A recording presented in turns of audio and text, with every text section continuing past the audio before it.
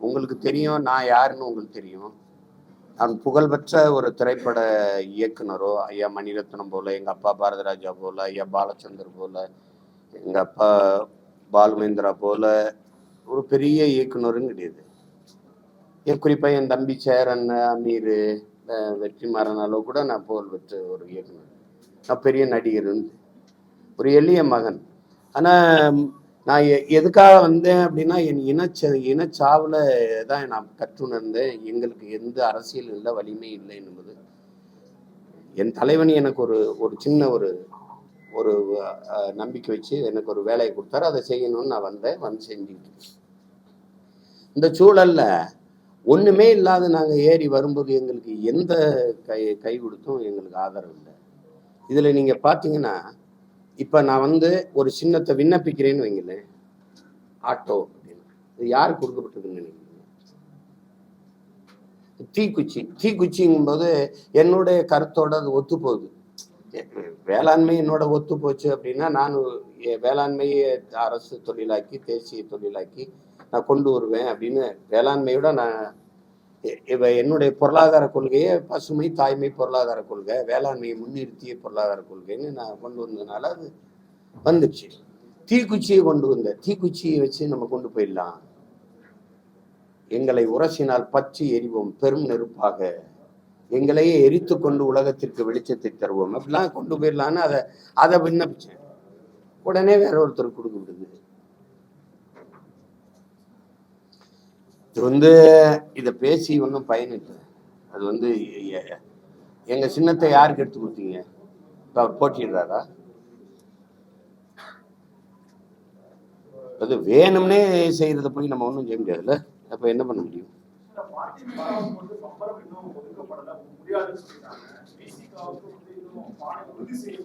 நீங்க அவங்க கூட்டணியில இல்லையே தம்பி. எங்க ஐயா ஜி.கே. வாசனுக்கு சைக்கிள் சின்ன அப்படி இருந்துச்சு. இன்னொரு மாநிலத்துல சைக்கிள் சின்ன இருக்கா இல்லையா நான் கேட்கறதுக்கு பதில். இன்னொரு மாநிலத்தில் இருக்கு, அது தேசிய கட்சி, அந்த கட்சியில் இருக்கிறது உங்களுக்கு கொடுக்க முடியாதுன்னு எங்க கிட்ட சொல்ற நீங்க எப்படி எங்க ஐயா ஜி.கே. வாசனுக்கு சைக்கிள் சின்ன வந்துச்சு? எப்படி ஐயா டிடிவி தினகரனுக்கு? அவர் தான் சொன்னார் ஃபர்ஸ்ட் கம் ஃபர்ஸ்ட். யாருமே குக்கரை கேட்கலையா? அப்ப எப்படி அவருக்கு வந்துச்சு? அதெல்லாம் 2 தொகுதியில போச்சு. 2 தொகுதியில் அவர் போடலன்னு தெரிஞ்சுட்டு சொல்றீங்க. அவர் தெரிஞ்சிருச்சு ஒரு தொகுதியில தான் போடுறாருன்னு, அதனால சொல்றீங்க. அதே மாதிரிதான் எங்க அண்ணனுக்கும் சொல்றீங்க, திருமாவுக்கும். அவர் 2 தொகுதியில் போட்டிட்டார கொடுங்களேன்.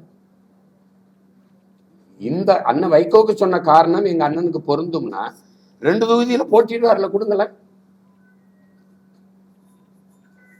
இதுல எல்லாம் வென்றலாம்னு நினைக்கிறவரை என்ன பண்ணுவீங்க? எல்லா தொகுதியிலும் அமைதியா கட்டு தொகை போடுற வேட்புமனு தாக்கல் நடக்குது. கோயம்புத்தூர்ல மட்டும் ஏன் என் தங்கச்சிக்கு இடையூறு வருது? ஏன் வருது? அரசியல் பிழைத்தோருக்கு அறமை கூற்றாகும். எத்தனாயிரம் ஆண்டுக்கு முன்னாடி எங்க பாட்டனார் படிப்பு. அறம் சார்ந்து நில்லுங்க, ஒரு நேர்மை கடைப்பிடிங்க. இதெல்லாம் இது எல்லாருக்கும் தானே. இதெல்லாம் நாங்களும் நினைவுல வச்சுட்டு தானே வேலை செய்வோம். இந்த ஆட்டம் எவ்வளவு காலத்துக்கு, எத்தனை காலத்துக்கு ஆடிடுவீங்க, எவ்வளவு பண்ணிடுவீங்க அப்படின்னு. சரி, எவ்வளவோ பார்த்துட்டோம். என் பங்காளி வடிவேல் சொல்ற மாதிரி இது என்ன பிரமாதம், இன்னும் ஸ்பெஷல் ஐட்டம்லாம் இருக்குங்கிற மாதிரி எவ்வளவோ பார்த்துட்டோம். அது ஒண்ணும் இல்லை. வேற ஆனா தேர்தல் ஆணையமே ஒரு சின்னத்தை முடிவு பண்ணி உங்களுக்கு கொடுக்குறாங்கன்னா இது இவிஎம்ல எதிரொலிக்குமா? இதோட பிரச்சனை அது உங்கள்கிட்ட சொல்லணும்ல, நான் வேற யார்கிட்ட சொல்ல முடியும்? நீங்க தான் கொண்டு போய் சேர்க்கணும். அது என்ன செய்யும்னா, எங்க சின்னத்தை 3வது பெட்டியில வைக்கணும். இந்த வாட்டி பாராளுமன்றத்துக்கு குறைந்த வேட்பாளர்னால 2 பெட்டி வாய்ப்பு இருக்கு. அதுல பின்னுக்கு தள்ளும், கொஞ்சம் மங்களா வைக்கும். என்னை கடந்த முறை அப்படிதான் பண்ணிச்சு. எவ்வளவோ போராடி பார்த்த, கடைசியா இருந்த நம்பிக்கை நீதியா அதுவும் என்னை கைவிட்டுருச்சு. இப்ப இந்த முறையும் நீதிமன்றத்தை நாடுன இந்த சின்னத்துக்கு வழக்கே எடுக்கல. வழக்கு இருக்கும்போது எப்படி சின்னம் தர்றதுங்கிறது தேர்தல் ஆணையம். வழக்க திரும்ப பெற்ற அவங்க கொடுக்கறதான் சின்னம். இப்ப ஒண்ணும் பண்ண முடியாது. இதை நீங்க இது ஜனநாயக நாடுன்னு நினைச்சீங்கன்னா நான் ஒண்ணும் பண்ண முடியாது. அந்த அந்த உங்களோட தவறான புரிதலுக்கு நான் ஒன்றும் செய்ய முடியாது. இது ஜனநாயக நாடே அல்ல, வார்த்தையில மட்டும் ஜனநாயகம் இருக்கு. அதை புரிஞ்சுக்கிட்டு நீங்க எல்லாம் பொழைச்சிக்கணும், அவ்வளவுதான் சொல்ல முடியும். என்னைய மாதிரி ஒரு காட்டானாலேயே சமாளிக்க முடியலன்னா நீங்க எல்லாம் ஏமாத்தணும். நான் எதுக்கும் பயப்படாதவன், நானே வந்து திணறேன் பாருங்க, திணறேன் என்னடா செய்யறது அப்படின்ட்டு. ரொம்ப கஷ்டம், ரொம்ப கஷ்டம். ஆபத்தானவர்கள் இவர்கள். வேற ஏதாவது கேளுங்க.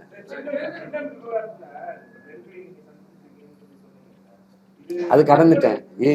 நீலாம் ஒண்ணு ஒரு நெருக்கடி இல்லை. நீங்க நான் ஒண்ணு தம்பி லெலின்ட்டேன் அவனுக்கு, நீ என்ன பண்ணிட முடியும்? ஐடி ரைடு விட முடியல, இடி ரைடு விட முடியல, என்ஐ ரைடு விட்ட. என்ஐ ரைடு விட்டதுனால என்ன? எனக்கு நெருக்கமான நண்பர்கள்லாம் அலைவீசியே எடுக்க மாட்டான்.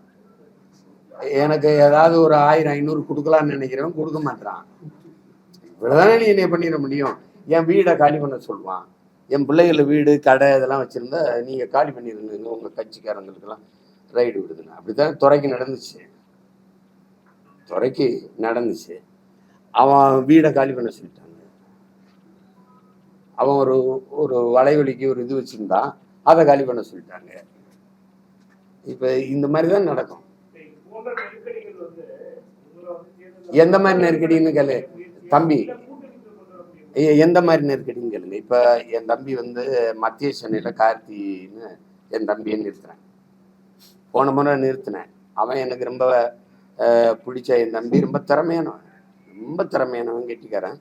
அவனை நிறுத்தணும் போது அவன் தயங்கினான், வேற யாருக்காவது கொடுங்கன்னா. என்னன்னு கேட்டேன்.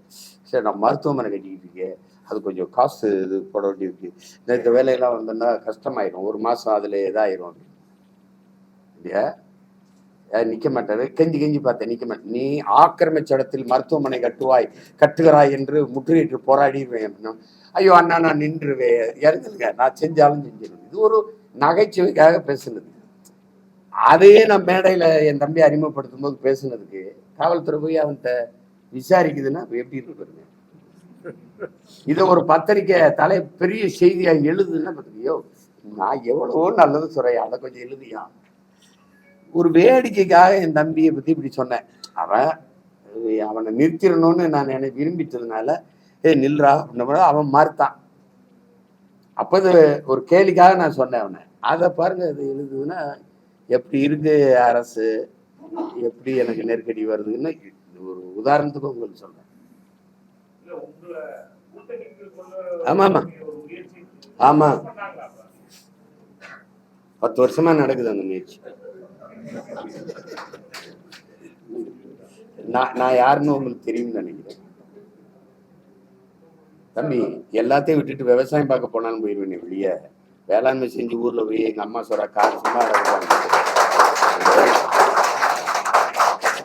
24லயும் நான் 26லயும் தனிச்சுதான் போடுவேன். 117 பெண்ணுக்கு வாய்ப்பு கொடுப்பேன், 117 ஆணுக்கு வாய்ப்பு கொடுப்பேன். அதுல 150 பேருக்கு மேல இளைஞர்களுக்கு கொடுப்பேன். அந்த கூட்டத்திலே நான் ஒருத்தன் தான் பெரிய ஆளா தெரியும். அப்படின்னா பாருங்க, நான் உறுதியான முடிவு எடுத்துட்டு நகர்றேன். சும்மா இந்த சமரசம் பண்ணிட்டு இப்படி அதெல்லாம் கிடையாது.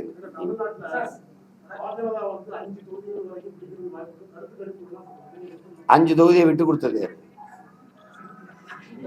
7 இடம் கேட்டு 5 இடத்தை நாங்க தர்றோம், 5 இடம் தான் முடியும்னு சொன்னதுனாலதான் ஐயா பொன்முடிக்கு வந்து தலைமை. இது என்னை விட பத்திரிகையாளர் உங்களுக்கு நல்லா தெரிஞ்சுக்கணுமே. கோயம்புத்தூர்ல யார் வேட்பாளர்? சொல்லுங்க. கோயம்புத்தூர்ல இருக்கிற என் தங்கச்சி வேட்புமனு தாக்கல் பண்ணும்போது காவல்துறை ஏன் தடுக்கணும்? யாரோட கட்டுப்பாட்டு இருக்கு காவல்துறை?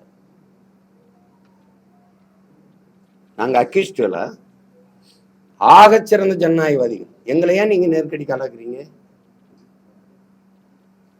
இதுல 5 தொகுதி நீங்க சாதாரண வேட்பாளரை தான் போட்டிருக்கீங்க. இது கடந்த முறை சொல்லிட்டேன். தவறி போய் அம்மா கனிமொழி அவர்கள் நின்ன இடத்துல அம்மா தமிழிசை போட்டுட்டதுனால மோதுனீங்க. மீதி 5 இடம் அவங்க இடத்த எல்லா திட்டத்திலையும் கூட்டணி கொடுத்தீங்களா இல்லையா? கன்னியாகுமரி யாரு, காரைக்குடி யாரு,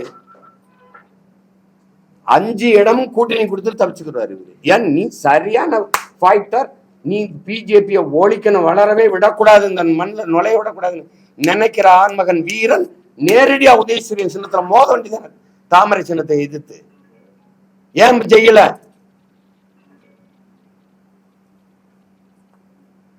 சும்மா அதெல்லாம் பேசுறது. நாங்க சிறுபான்மை மக்களுக்கு அது இது பாதுகாப்புன்னு 21 இடம், போன 19லயும் ஒரு இடம் கிறிஸ்தவர் இஸ்லாமியருக்கு இல்ல, இந்த வாட்டியும் ஒரு கிறிஸ்தவர் இஸ்லாமியருக்கு இல்லை.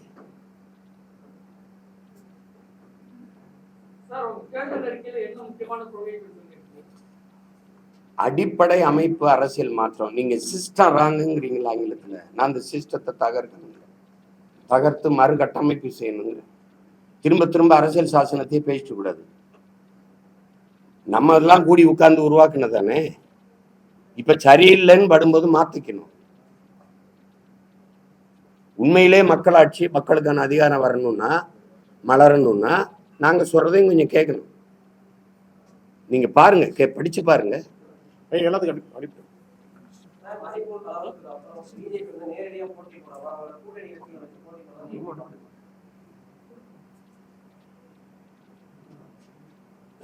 கூட்டணி அப்படிங்கிறதையே நான் ஒரு கோழைத்தனமா பாக்குறேன்.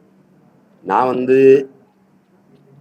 அந்த இடத்துக்கு போகல. அது சிலர் அப்படி கூட்டம் சேர்த்து நின்னாலே அது ஒரு பெரியதுன்னு நினைக்கிறாங்க.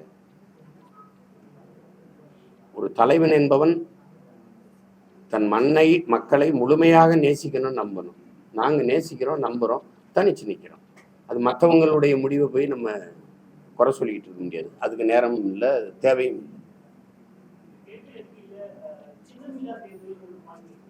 நீங்க கேஷ்லெஸ் எக்கனாமிக் வந்துட்டு போது சிம்பிள் செலெக்ஷனுக்கு வர மாட்டேங்கிறீங்க. கேட்கறதுக்கு பதில் சொல்லுங்க. கேஷ்லெஸ் எக்கனாமிக் வந்துட்டீங்கல்ல, என்ன ஐக்கான் உங்களுக்கு? ஏன் நம்பர் என்ன? எல்லாத்துக்கும் அமெரிக்கா உதாரணம் சொல்றீங்கல்ல, அமெரிக்கா அந்த மாதிரி வச்சிருக்கா? நம்பர் தானே, எண்ணு தானே. எண்ணு முறைக்கு வாங்க. எண்ணு முறைக்கு வரும்போது நீங்க என்ன என்னட்ட கேள்வி கேட்குறீங்க? படிக்காதவன் என்ன பண்ணுவாங்கிறீங்க? நீங்க கேஷ்லெஸ் எக்கனாமிக் வந்துட்டீங்கல்ல. எங்க அம்மா அவ தோட்டத்துல வேலை செய்யற 50 பேருக்கு சம்பளம் எப்படி கொடுப்பா? செல்போன் டிரான்சாக்ஷனா, ஏடிஎம், பிடிஎம்மா? அப்ப கேஷ்லெஸ் எக்கனாமிக்கு வந்துட்ட பிறகு சிம்பிள் செலெக்ஷன் வர்றதுக்கு என்ன? உங்களுக்கு உதாரணம் ஒரு நாடு இருக்குல்ல, அமெரிக்கா. அமெரிக்கா மாதிரி வாங்க.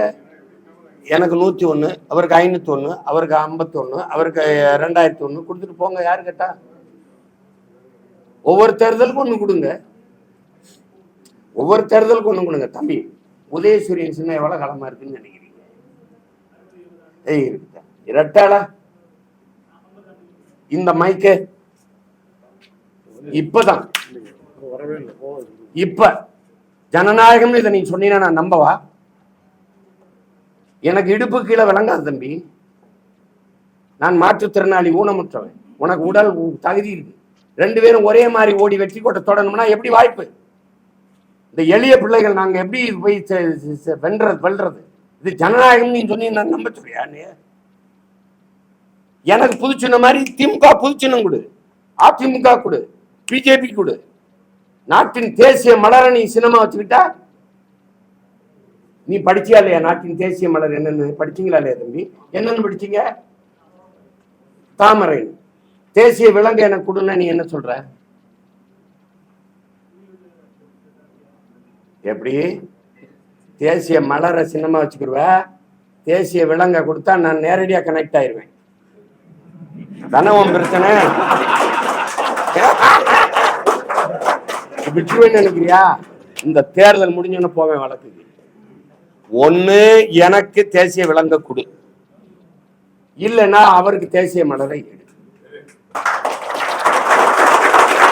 இல்ல அவருக்கு அதெல்லாம் வாய்ப்பு இல்லைங்க, அது தேசிய மலர் அவருக்கு சின்னமா இருக்கணும். அப்ப காலிஃபிளவர், கத்திரிக்காய் பூ ஒண்ணு சொல்லிட்டு போ, தேசிய மலர் தாங்கன்னு.